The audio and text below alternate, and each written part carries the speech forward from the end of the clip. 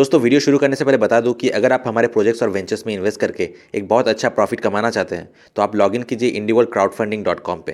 एक special offer चल रहा है जहां पे आप सिर्फ 2 महीने के लिए इन्वेस्ट करके फ्लैट 15% प्रॉफिट कमा सकते हैं। मतलब फॉर एग्जाम्पल अगर आप 10,000 इन्वेस्ट कर रहे हैं तो 2 महीने के बाद आपको 11,500 रुपये मिलेंगे। डिटेल में जानने के लिए और इन्वेस्ट करने के लिए मुझे व्हाट्सएप या फिर कॉल कीजिए इस नंबर पर। Hey guys what's up. तो आप लोगों ने बहुत बार मुझे पूछा है कि वो जो लव स्टोरीज़ वाला वीडियो है वो कब आएगा। मैं भी थोड़ा बैक पैकिंग में बिजी था, गोवा में जा रहा हूँ व्लॉगिंग के लिए और पूरा जो सेटअप है वो उसको रेडी करने में मुझे थोड़ा टाइम लग रहा है और थोड़ा बिजी भी हूँ। लेकिन मैंने सोचा कि आज टाइम निकाल के मैं आपके लिए ये वीडियो बना ही देता हूँ। अच्छा, तो मैंने बहुत सारे देशों के लड़कों के साथ बात किया है, बहुत सारे दोस्त भी है मेरे। लेकिन ये बात तो मैं दावे के साथ कह सकता हूँ लेकिन इंडिया में जो लड़के हैं वो सबसे ज़्यादा लविंग, केयरिंग और लॉयल होते हैं।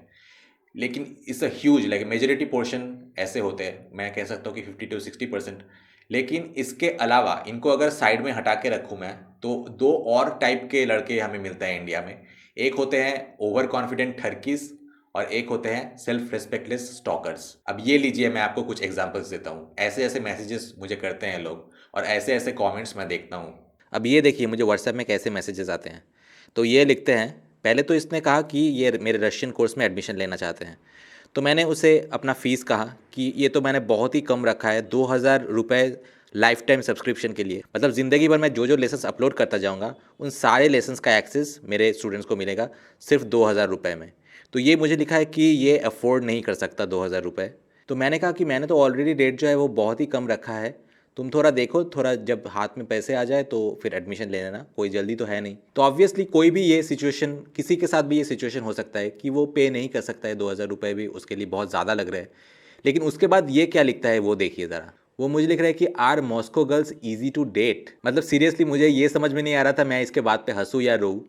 ये बेसिकली अभी एक 2,000 रुपीज़ का कोर्स भी अफोर्ड नहीं कर सकता। वो तो चलो ठीक है, कोई भी इस सिचुएशन में हो सकता है, लेकिन इस सिचुएशन में इसका फोकस कहाँ पे है? मतलब वो भी अगर कोई सीरियस इंटेंशन होता तो मैं मानता, लेकिन भाई साहब पूछ रहे हैं मुझे कि are Moscow girls easy to date. बेटे, मॉस्को की लड़कियां ना 2,000 रुपये अपने नेल पॉलिश में खर्च कर देते हैं। अब मैं ये नहीं कह रहा हूँ कि किसी गोल्ड डिगर से शादी करो, लेकिन कम से कम उसके लेवल का तो होना चाहिए तुम्हारा इनकम। अगर हम मैट्रिमोनी में, हमारे इंडियन मैट्रिमोनी साइट्स में देखें तो हमेशा लड़की अगर 20,000 कमाती है तो वो 50,000 1 लाख तक की डिमांड करती है अपने पति के सैलरी। तो आप सोचिए कि अगर मॉस्को में अगर मोस्ट ऑफ द लाइक 40-50,000 तो एवरेज सैलरी है वहाँ का। और ये तो और भी बढ़िया देखिए, हेलो हाय, बस हेलो हाय लिखने के बाद ही रशियन गर्ल्स। हाँ, मतलब मेरा तो फैक्ट्री है ना भाई, मैं होम डिलीवरी करता हूँ रशियन लड़कियों का। मतलब सीरियसली ऐसे लड़के, मतलब क्या बोलूँ मैं इनको। वैसे ये वीडियो मैं पहले भी शेयर कर सकता था, लेकिन एक चीज़ मेरे दिमाग में था, क्योंकि मुझे पता है कि ऐसे वीडियोस देखने के बाद कई सारे इंडियन लड़के इंटरनेट में चले जाएंगे और स्टॉक करना शुरू कर देंगे और हमारा एक ऑलरेडी बैड रेपुटेशन है इसके बारे में। तो देखो भाई, मामला सिंपल है। ऐसी लड़कियां जो है वो लाखों करोड़ों में एक होती है और जिनको मिलना होता है, उन जिनके भाग्य में लिखा होता है उन्हीं को मिलता है। तो यू इंटरनेट में ढूंढ के अपना टाइम वेस्ट मत करो। तो anyway, I hope you get my message what I am trying to say कि हाँ, अपने आप पे कॉन्सेंट्रेट ज़रूर करो, अपने आप के काम पे फोकस ज़रूर करो, लेकिन इन दी वे अगर, हालांकि चांसेस बहुत ही कम है, मे बी 1%, अगर कोई ऐसी लड़की तुम्हें मिल जाती है जो बहुत सपोर्टिव हो, तुम्हें ग्रो करने में मदद करे, ना कि तुम्हें नीचे धकेल दे, अगर ऐसी लड़की तुम्हें मिलती है तो don't be indifferent to her and accept her love. लेकिन किसी लड़की के पीछे भाग के उसको मनाने में, उसमें अपना टाइम वेस्ट मत करो। अगर उसने ये कह दिया है कि तुम में इंटरेस्टेड नहीं है या फिर तुम्हें बीच में लटका के रखी है तो simply quit, leave. So anyway, हम फाइनली बढ़ते हैं स्टोरीज की ओर। तो इन स्टोरीज़ में से, और आई शुड रैदर से रियल लाइफ इंसिडेंट में से, 2 स्टोरीज़ मुझे मेरे रशियन टीचर ने बताई थी और 2 जो बाकी के स्टोरीज़ हैं उन्हें मैं खुद जानता हूँ। तो पहला जो स्टोरी है वो एक इंडो यूक्रेनियन लव स्टोरी है। जो यूक्रेनियन लड़कियों को प्रोस्टिट्यूट या फिर गोल्ड डिगर बोलते हैं वो थोड़ा देख ले, क्योंकि इनके पति के पास ना तो पैसे थे और ना ही लुक था। तो फिर क्या आप अंदाज़ा लगा सकते हैं कि लुक या फिर पैसे ना होने के बावजूद कैसे और क्यों इस यूक्रेनियन लड़की को वो पसंद आए? Ну, просто пока мы шли по пляжу, по этой набережной, столько много было зазывал, приставал, и вот и среди всех Парам оказался самым каким-то, самым приятным, самым, что Парам мне понравился, ну, просто как человек, то есть мне захотелось. वो जब गोवा में आई थी तो बहुत सारे लोग उससे मिसबिहेव कर रहे थे, उसके साथ ज़बरदस्ती फ़ोटो खींचने की कोशिश कर रहे थे, हक करने की कोशिश कर रहे थे। और तब जो ये है इन्होंने उनको कंफर्ट किया और एक सिक्योरिटी का एहसास दिलाया कि वो ऐसे नहीं है, और यही बात उनको पसंद आई। तो ये एक बहुत अच्छी सीख है सब लोगों के लिए। बहुत सारे लड़के सोचते हैं कि खुद जाके अप्रोच करेंगे, फ्लर्ट करेंगे, फिर ऐसे फ़ोटो खींचने की कोशिश करेंगे, टीज़ करेंगे, तो शायद वो लोग बहुत कूल हो जाएंगे, जबकि रियलिटी में ये बिल्कुल अलग है। लड़कियां बिल्कुल पसंद नहीं करती है ऐसे लड़कों को, and they really hate them. तो इनके स्टोरी के बारे में मैं डिटेल में बाद में बताऊंगा, क्योंकि मैं इनके घर में जा रहा हूँ एज अ गेस्ट और इनका एक इंटरव्यू करूंगा मैं, और तब जो है आपको पूरा डिटेल मिलेगा इनके लव स्टोरी के बारे में। डिफ़िकल्ट है लाइफ उनका, अभी भी इनका खुद का फ्लैट नहीं है और बहुत सारे डिफ़िकल्टीज़ फेस करना पड़ रहा है, लेकिन प्यार के चलते इन्होंने सारे डिफ़िकल्टीज़ जो है उनको अपना लिया है और उनसे फाइट कर रहा है। तो मैं अपने दिल की गहराई से इनके लिए विश करता हूँ और प्रार्थना करता हूँ कि इनके सारे जो डिफ़िकल्टीज़ है वो दूर हो जाए और सामने आने वाले टाइम में एक बहुत ही अच्छा लाइफ ये एक साथ बिताए। इनका एक यूट्यूब चैनल भी है और चैनल का लिंक मैं डिस्क्रिप्शन में दे दूँगा, और जब हमारा इंटरव्यू होगा तो इनके चैनल में भी मेरा इंटरव्यू आएगा और मेरे चैनल में इनका इंटरव्यू आएगा। सेकेंड जो लव स्टोरी है ये उस टाइम की है जब सोवियत रशिया टूट गया था। इसके बारे में भी मुझे मेरे रशियन टीचर ने ही बताई थी।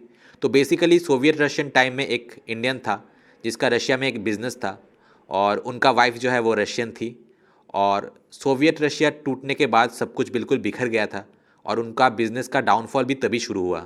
लेकिन उससे भी कम से कम 6-7 साल बाद उनका बिज़नेस बिल्कुल भी नहीं चला वहाँ पे, और सब कुछ एकदम ख़त्म हो गया, और उन्होंने फिर इंडिया वापस आने का डिसीजन लिया। जो पैसे थे उनके पास बहुत ही कम थे, और वो कुछ दिन चलने के बाद ही बिल्कुल पैसे ख़त्म हो गए। उसके बाद पति जो है वो बीमार हो गए और most of the times bed ridden थे, और शायद अपने आँखों के सामने सब कुछ, अपना बिज़नेस सब कुछ बर्बाद होते देख उनका दिमागी हालत भी ठीक नहीं था, और वो इतने डिप्रेस थे कि उन्होंने फिर पीना शुरू कर दिया।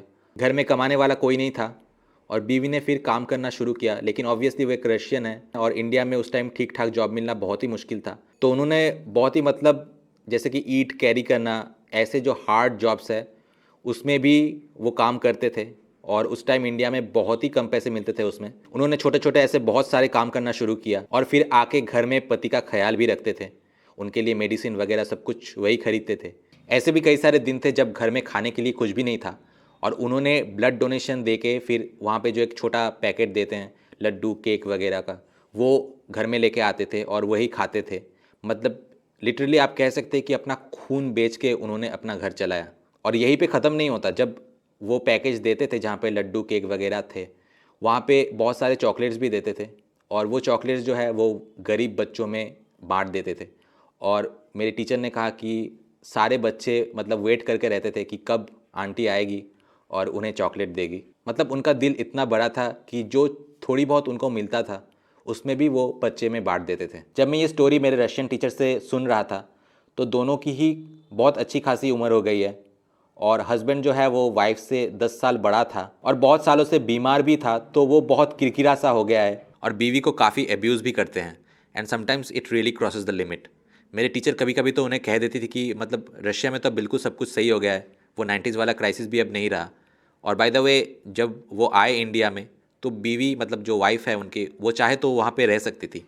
एक रशियन के लिए उतना भी मुश्किल नहीं था जितना, इनफैक्ट उन्हें ज़्यादा मुश्किल तो इंडिया में आके हुई, बट वो इंडिया में आई सिर्फ और सिर्फ अपने हस्बैंड के लिए। तो मेरे रशियन टीचर उन्हें कहती थी कि तुम वापस क्यों नहीं चली जाती, एक तो तुम उनका इतना ख्याल रखते हो और बदले में तुमको अब्यूज़ मिलता है। तो वो हमेशा रिफ्यूज़ करते हैं और कहते हैं कि अगर मैं चला गया तो इनका ध्यान कौन रखेगा। मेरे रशियन टीचर हमेशा एक ही बात कहती थी कि शायद कोई इंडियन गांव की लड़की भी इतना नहीं सहेगा जितना इन्होंने सहा है। गांव की लड़की की बात तो फिर भी अलग है, क्योंकि इंडिया में सोसाइटी शेमिंग है, और अगर वो डाइवोर्स करके अपने खुद के घर जाती है तो बहुत सारे लोग बहुत कुछ कहते हैं, तो एक सोसाइटी और एक कल्चरल प्रेशर है उसके ऊपर। लेकिन इनके ऊपर तो कोई कल्चरल और सोसाइटी प्रेशर नहीं है, लेकिन फिर भी उन्होंने अपने एंड तक उनका साथ दिया। ये वाकई में बहुत ही कम लड़कियाँ ऐसी होती है, लेकिन अफसोस कि जितनी अच्छी वो है उतना अच्छा उनका किस्मत नहीं है। आई रियली होप कि ऐसी लड़कियों को एक बहुत अच्छा पति मिले और उनका किस्मत भी उनका साथ दे, ताकि उनको ये सिचुएशन ना देखना पड़े। तीसरा जो इंसिडेंट है वो भी कुछ ऐसा ही है, लेकिन इस केस में हस्बैंड भी बहुत अच्छे थे और उनके घर वाले भी बहुत अच्छे थे। ये स्टोरी भी मुझे मेरे रशियन टीचर ने ही बताई थी। एक इंडियन था जो रशिया में हायर स्टडीज़ के लिए गया था, उसे एक अच्छी लड़की मिली, दोनों में प्यार हुआ और दोनों ने फिर शादी किया और इंडिया आके सेटल हो गए और एक खुशहाल ज़िंदगी बिता रहे थे। लड़के के माँ बाप बहुत ही अच्छे थे और उन्होंने बिल्कुल बेटी की तरह अपने बहू को अपना लिया। लेकिन ऐसे एक हैप्पी फैमिली को शायद किसी की नज़र लग गई। शादी के सिर्फ 2 साल बाद हस्बैंड को हेपेटाइटिस सी हुआ और उस टाइम शायद पहली बात तो अर्ली डिटेक्शन नहीं हुआ और उस टाइम पे शायद मेडिकल फैसिलिटी भी उतना अच्छा नहीं था। वो लोग कोलकाता से ही थे। ट्रीटमेंट सक्सेसफुल नहीं हुआ और वो सबको अलविदा कह के चले गए। ऐसे दुख के समय में उनकी बहू ही उनका सहारा बना। लेकिन इस घटना के बाद कई सालों बीत जाने के बाद भी आज भी वो लड़की उसी घर में रहती है अपने सास ससुर के साथ। उन्होंने बहू को कई बार समझाने की कोशिश की और कहा कि अपनी ज़िंदगी बर्बाद मत करो, तुम एक जवान लड़की हो, अच्छी लड़की हो, तुम्हें कोई भी अच्छा लड़का मिल जाएगा, अपने लाइफ को एक सेकेंड चांस दो, कोई अच्छा सा लड़का ढूंढ के दूसरा शादी कर लो और अपना घर बसाओ, हम तुम्हें पूरी सपोर्ट करेंगे। लेकिन लड़की ने ये बात कभी नहीं मानी। शायद वो अपने पति से इतना प्यार करती थी कि किसी दूसरे को वो जगह देना उसके लिए कभी पॉसिबल ही नहीं हो पाया। चौथा जो स्टोरी है वो एक ऐसी घटना है जिसको देख के आपको ये सीखना चाहिए कि क्या आपको नहीं करना है बिल्कुल भी। बेसिकली मैं सोशल मीडिया में कुछ प्रोफाइल्स देख रहा था तो मैंने अचानक से मेरे सामने एक फ़ोटो आई जहाँ पे मैं एक बहुत ही यंग लड़की को देखा। शायद उसकी एज 16 या 17 होगी और वो साड़ी में था। तो मैंने सोचा कि इतनी कम उम्र में इंडिया में, इसकी पेरेंट्स को भी मैं नहीं देख रहा हूँ प्रोफाइल में, कोई पेरेंट्स का फ़ोटो नहीं है, ये इंडिया में अकेली क्या कर रही होगी। तो मैंने लिखा उसे कि क्या बात है। तो फिर उसने जो है अपना पूरा स्टोरी मुझे बताया। तो ये इसकी जो पति है वो एक कृष्ण डिवोटी है, लेकिन सिर्फ डिवोटी के ड्रेस पहन लेने से कोई सच्चा डिवोटी और अच्छा इंसान नहीं बन जाता जब तक वो सही में डिवोटी नहीं है। तो ये गया था रशियन सिटी सुरगुट में और यहाँ पे इस्कॉन टेम्पल में, इस्कॉन तो नहीं बेसिकली एक छोटा सा टेम्पल है, और वहाँ पे बेला फुसला के बेसिकली इस लड़की को कन्विंस किया। अब मैं ये नहीं कह सकता कि इस लड़की के लिए अच्छा था या बुरा था, क्योंकि बेसिकली तो मुझे लग रहा है कि ये जो है ये लड़की के लिए बुरा ही है, क्योंकि इसके बाद जनाब को बिल्कुल भी पेशेंस नहीं था। उसे तभी शादी करना था और तभी उसको स्कूल से छुड़वा के इंडिया लाना था। तो ऑब्वियसली उसके पेरेंट्स इसके अगेंस्ट थे। लेकिन रशियन में कुछ जगह में 16 साल में शादी अलाउड है और अगर किसी जगह में वो अलाउड नहीं भी है, 18 साल है लीगल एज, फिर भी अगर कोई प्रेगनेंसी का डॉक्यूमेंट कोई शो करता है तो वहाँ पे शादी जो है वो अलाउड है कोर्ट में। अब इसने पता नहीं क्या किया है, लेकिन कुछ झोल झाल करके वो लड़की से शादी कर लिया और लड़की को यहाँ पे ले आया। लड़की का स्कूल छूट गया। लड़के का लक बहुत अच्छा है कि लड़की का जो पेरेंट्स है ऑब्वियसली अगेंस्ट थे, लेकिन वो बुरे इंसान नहीं थे। अगर चाहते तो वो किसी भी तरह से बहुत तरीके से लड़के को बिल्कुल फंसा सकते हैं और फिर वो रशियन जेलों में सड़ता, क्योंकि लड़की जो है वो माइनर है, 18 साल से नीचे था, 16 साल उम्र था उसकी। जब मैंने लड़की से बात की तो she was not sad really, लेकिन अभी इट्स टू अर्ली टू से। अगर इस मोड़ पे आके वो लड़का जो है उसे छोड़ देता है तो वो ना घर की रहेगी ना घाट की रहेगी। So I specially wish best of luck to this girl, क्योंकि इसको रियली ज़रूरत है। क्योंकि यहाँ पे अगर उसके पति को अगर धोखा नहीं भी देता है, अगर नहीं भी छोड़ता है, लेकिन अगर खुदा ना करे कुछ ख़राब हो जाए, कुछ बीमारी हो जाए या फिर कुछ ऐसा हो जाए, तो लड़की के लिए बहुत ही मुश्किल होगा। जो आखिरी स्टोरी है वो सबसे अच्छी स्टोरी है। ये एक एग्जाम्पल है सबके लिए और इसके बारे में जब मैं सोचता हूँ मेरा दिल बिल्कुल खुश हो जाता है।